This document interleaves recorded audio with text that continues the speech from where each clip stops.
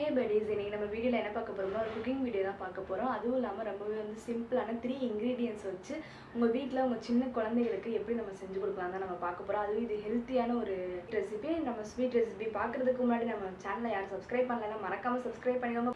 பக்கத்தில் இருக்க கால் பட்டனை ப்ரெஸ் பண்ணிக்கோங்க. அப்போ நம்ம டெய்லி போகிற வீடியோஸ் உங்களுக்கு நோட்டிஃபிகேஷனாக வரும். இது என்ன ஸ்வீட் ரெசிபின்னு நம்ம பார்க்கலாம். ஒரு பாசி பருப்பு அல்வா, அதுக்கு இன்னொரு நேமும் உண்டு, அசோகா அல்வான்னு சொல்லுவாங்க. இது ரொம்பவே சூப்பராக இருக்கும், டேஸ்டியாகவும் இருக்கும். நாங்கள் இன்றைக்கி அதை தான் நம்ம எப்படி பண்ணுறதுன்னு நம்ம பார்க்க போகிறோம். சிம்பிளாக டேஸ்டியாக எப்படி பண்ணுறதுன்னு பார்க்க போகிறோம். வாங்க நம்ம வீடியோக்குள்ளே போகலாம். பேனில் 2 டீஸ்பூன் நெய், 3 டீஸ்பூன் கோதுமை மாவு எடுத்துக்கோங்க. கோதுமை மாவு எடுத்துகிட்டு அதோட பச்சை வாசம் போகிற அளவுக்கு நல்லா வறுத்துக்கோங்க. வறுத்திங்கன்னா ஒரு கலர் சேஞ்ச் ஆகி ஒரு பச்சை ஸ்மெல் நமக்கு ஃபீல் தெரியும் போகிறது. வேறு ஒரு ஸ்மெல் வரும், ஒரு நல்ல ஸ்மெல் வரும். அந்த ஸ்மெல் வந்தோடனே டக்குன்னு கேஸை ஆஃப் பண்ணிட்டு வேறு ஒரு தட்டில் மாற்றி வச்சுக்கோங்க. அப்போ தான் நல்லாயிருக்கும். கருகிருச்சுன்னா நல்லா இருக்காது. இது நம்ம எதுக்கு சேர்க்குறோம்னா, நம்ம பாசிப்பருப்பு சேர்க்கறனால ஒரு அல்வா பதத்துக்கு வரதுக்காண்டி தான் இந்த கோதுமை மாவு நம்ம சேர்க்குறோம். இந்த மாதிரி வறுத்து சேர்க்குறோம்.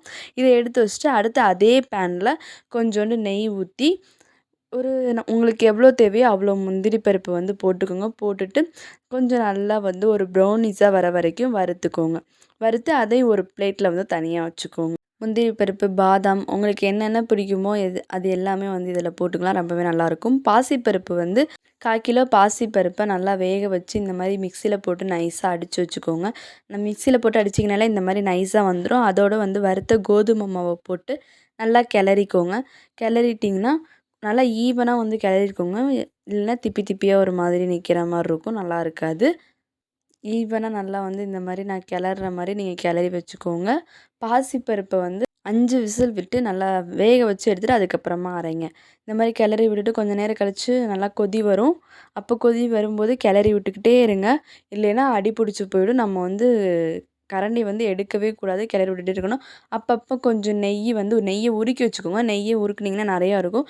கொஞ்சம் நெய்யை ஊற்றி நல்லா சேர்த்துக்கோங்க. ஜீனி 250 கிராம் பாசிப்பருப்பு மாவு எடுத்துக்கிட்டிங்கன்னா 200 கிராம் ஜீனி எடுத்துக்கோங்க. நீங்கள் நல்லா சாப்பிடுவீங்கன்னா சம அளவு கூட நீங்கள் எடுத்துக்கலாம்.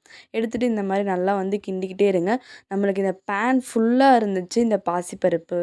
இப்போ 1/4 பேனாக ஆயிடுச்சு. நம்ம கொஞ்சம் கொஞ்சமாக நெய்யை ஊற்றி நம்ம கிளறி விட்டுக்கிட்டே இருக்கோம். அப்படியே பாருங்கள் நல்லா எவ்வளோ தூரம் கம்மியாயிடுச்சுன்னு. இந்த பதத்துக்கு வரும்போது நம்ம ஒரு சின்ன கிண்ணத்தில் கலர் பவுட்ரு ஒரு 1/4 டீஸ்பூன் போட்டு தண்ணி ஊற்றி கரைச்சி வச்சுக்கோங்க.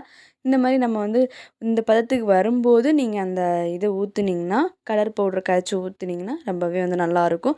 நீங்கள் குங்குமப்பூவை கூட தண்ணியில் கரைச்சி கலருக்காண்டி ஊற்றிக்கலாம். அதுவும் நல்லா தான் இருக்கும். அது ரொம்பவே டேஸ்ட்டாக இருக்கும். இந்த மாதிரி நீங்கள் பண்ணிக்கலாம்.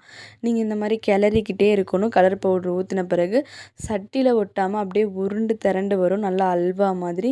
இங்கே பாருங்கள் நல்லாவே இப்போ அல்வா ஸ்டேஜுக்கு வந்துருச்சு. நான் எடுக்கும்போது இங்கே பாருங்கள் சட்டியில் நல்லா அப்படியே வலிக்கிட்டு போகுது பாருங்கள். நான் எடுக்கும்போதே அப்படியே ஒரு மாதிரியாக வருது பாருங்கள். இந்த ஸ்டேஜில் பாதாம், முந்திரி நம்ம வறுத்து வச்சுருக்கத நம்ம பேனில் கொட்டிடணும். நம்ம அல்வா மேலே அப்படியே தூவி விட்டு வச்சிங்கன்னா ரொம்பவே சூப்பரான டேஸ்டியான அசோகா அல்வா ரெடி.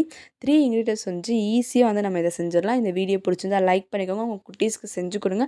மறக்காமல் நம்ம சேனலை சப்ஸ்கிரைப் பண்ணிக்கோங்க. பக்கத்தில் இருக்க ஆல் பட்டனை ப்ரெஸ் பண்ணிக்கோங்க. பாய்.